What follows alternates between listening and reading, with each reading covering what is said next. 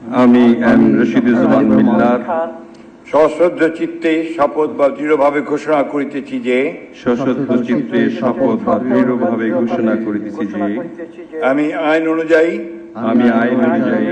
সরকারের মন্ত্রী পদের কর্তব্য সরকারের মন্ত্রীপদের কর্তব্য বিশ্বস্ততার সহিত পালন করিব।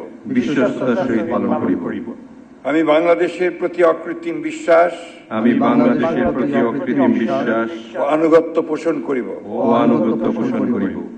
আমি সংবিধানের রক্ষণ সমর্থন ও নিরাপত্তা বিধান করিব। এবং আমি ভীতি বা অনুগ্রহ অনুরাগ বা বিরাগের বশবর্তী না হইয়া সকলের প্রতি আইন অনুযায়ী যথাবিহিত আচরণ করিব। এবার নবযুক্ত মাননীয় মন্ত্রীগণকে গোপনতা শপথ পাঠ